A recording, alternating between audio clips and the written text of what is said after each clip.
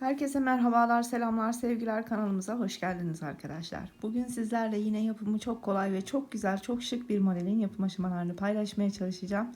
Umarım beğenir ve bana eşlik edersiniz, hep birlikte yaparız. Güzel bir bebe yeşili ve beyazla modeli oluşturacağım. Tığımı da şöyle göstereyim arkadaşlar. 1,75 milimlik 2 numaralı tığ kullanacağım. Model için lif ipleri kullanacağım. Küçücük de bir ricam olacak. Sonrasında hemen yapım aşamalarına geçeceğim. Kanalıma abone değilseniz abone olup videolarımı izleyip beğenerek ve yorum yaparak destek olabilirsiniz. Şimdiden hepinize çok teşekkür ediyorum ve hemen başlıyorum. İlk aşama için zincir çekerek başlayacağım arkadaşlar. Önce zincirimi hazırlayacağım. Anlatıma yeterli miktarda birazcık zincir çekeceğim ben. Siz de yapacağınız yere göre zincir sayısını ayarlayabilirsiniz.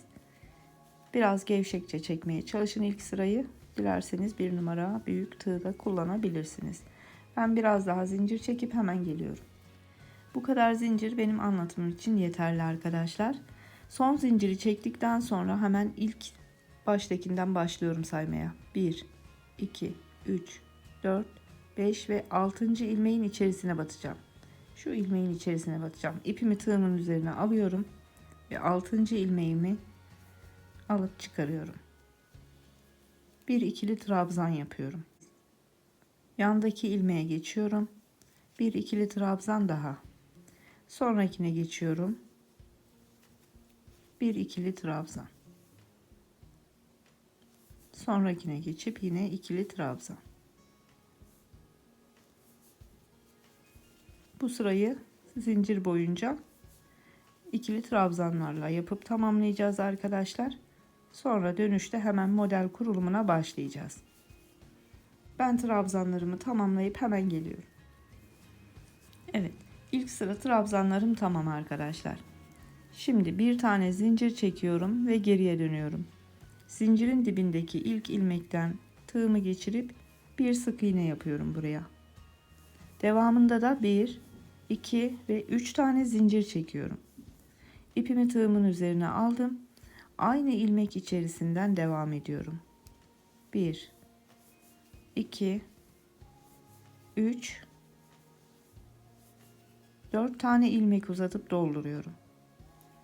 Bu ilmeklerimin hepsini birden çıkarıyorum tek seferde. Bir düğümle sabitleyip devamında bir tane de zincir. Bir tane zinciri çektikten sonra 1 ve 2 tane ilmek atlıyorum. Üçüncünün içerisine inip bir tane sık iğne yapıyorum. Devamında da 1, 2, 3 tane zincir çekiyorum. Yine ipimi tığımın üzerine aldım. Yine aynı ilmeği kullanacağım. 1, 2, 3 ve 4. 4 tane ilmek uzattım. Bunların hepsini tek seferde çıkarıyorum. Bir düğümle sabitleyip bir tane zincir çekiyorum. Ve yandaki 1, 2 ilmeği atlayıp üçüncünün içerisine iniyorum. Bir tane sık iğne yapıyorum. Bakın bu şekilde. Devamında 1, 2, 3 tane zincir.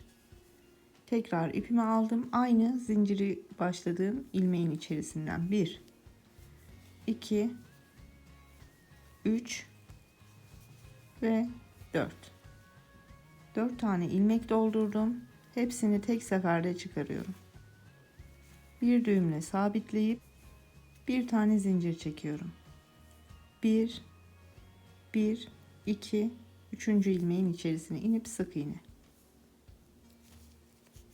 Devamında yine 1, 2, 3 tane zincir. Bunu da birlikte yapalım. Aynı ilmeğin içerisine 4 tane ilmek. 2, 3, 4. Hepsini tek seferde çekip çıkarıyorum. Bir düğümle sabitleyip bir tane zincir çekiyorum. Üçüncü ilmeğin içerisine iniyorum. Bir tane sık iğne. Bu şekilde sıra sonuna kadar geleceğiz arkadaşlar. Son bölümü yine birlikte yapacağız. Evet, sona geldim. Son modelimizi de kuralım. 3 tane zincirimi çektim. Aynı ilmeğin içerisine fıstığımı yapmaya başlıyorum. 1, 2, 3, 4 tane ilmek. Dördünü birden çekip çıkarıyorum.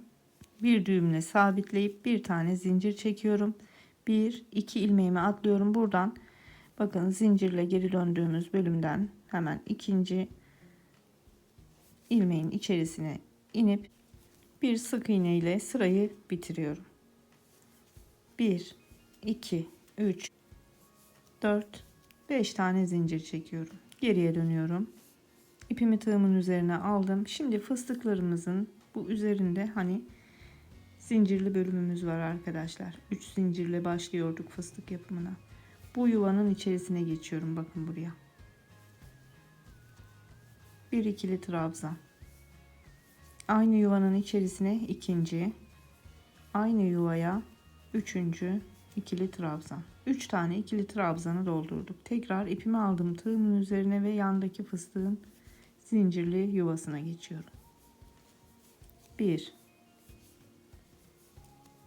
2 3 tane ikili trabzan. Tekrar yandakine geçiyorum. 1 2 ve 3. Yandakine geçiyorum. 1 2 3. Bu şekilde bu sırayı da ikili trabzanlarla her zincirli bölümümüzün içerisine yaparak sıra sonuna kadar geleceğiz arkadaşlar. Sonrasını birlikte yapacağız. Evet, sona geldim. Son bölümü yine birlikte yapalım. Sondaki fıstığımın zincirli bölümüne 3 tane ikili trabzan yapacağım. 1 2 ve son trabzanımı da burada hemen yandaki zincirin tepesine, ilmeğin içerisine yapıp 3'e tamamlayacağım. Ve bu şekilde sırayı sonlandırdık arkadaşlar. Şimdi burada renk değiştireceğiz.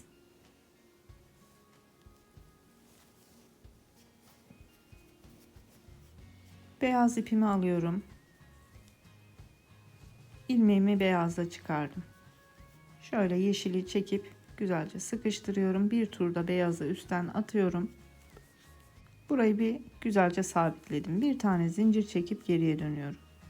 İlk ilmeğin içerisine batıyorum. Bakın hemen zincir dibindeki. İlk ilmeğin içerisine batıp bir tane sık iğne yaptım. Devamında da 1 2 3 tane zincir çektim. Aynı ilmeğin içerisine 1 2 3 4 tane ilmek uzattım. Uzattığım ilmeklerin hepsini birden çıkarıyorum. Bir düğümle sabitleyip bir tane de zincir çekiyorum. 1 ve 2 ilmek atlıyorum.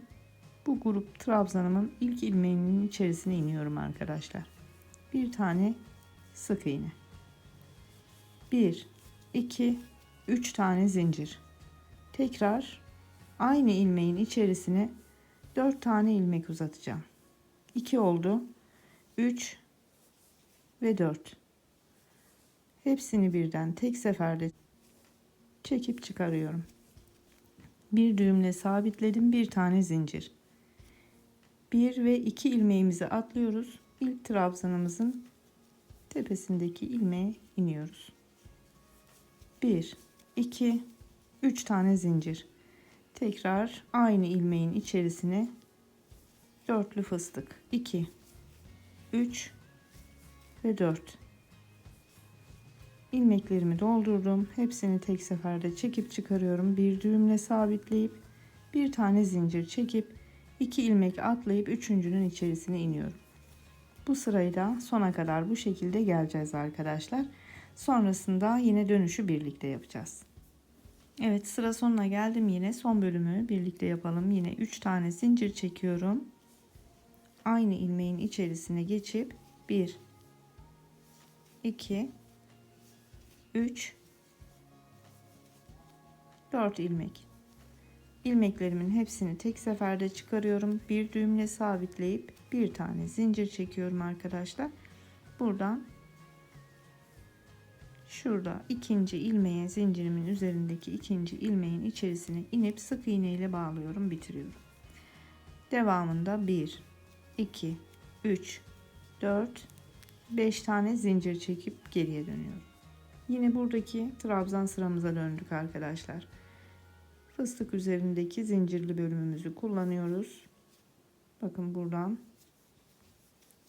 1 2 3 tane ikili trabzan.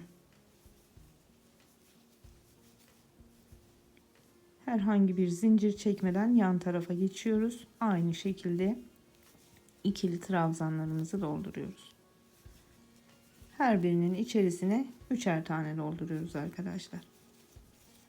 1 2 ve 3. Bu şekilde sıra sonuna kadar gelelim. Son kez ip geçişini tekrar birlikte yapıp videomuzu sonlandıralım.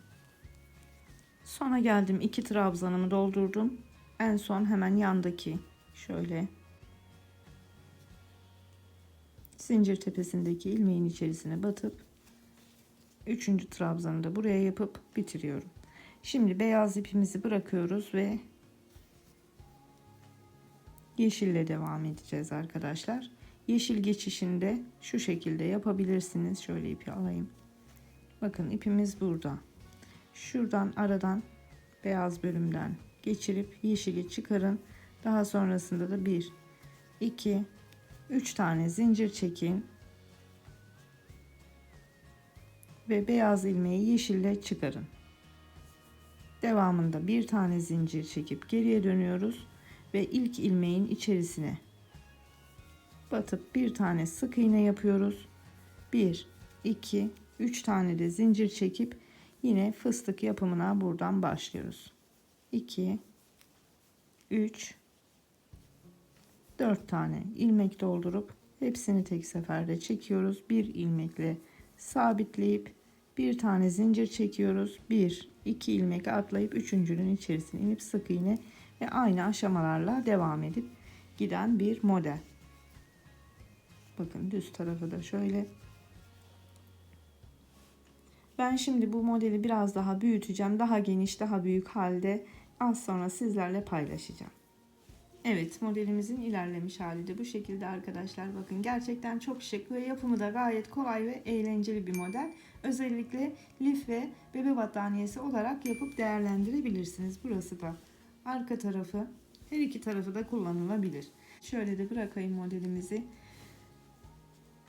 Umarım faydalı bir anlatım olmuştur. İşinizi kolaylaştırabildiysem ne mutlu bana.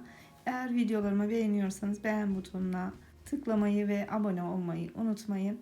Bugünlük de bu kadar diyelim. Bir sonraki videomuzda tekrar görüşünceye kadar şimdilik sağlıcakla kalın. Hoşça kalın. Kendinize çok iyi bakın.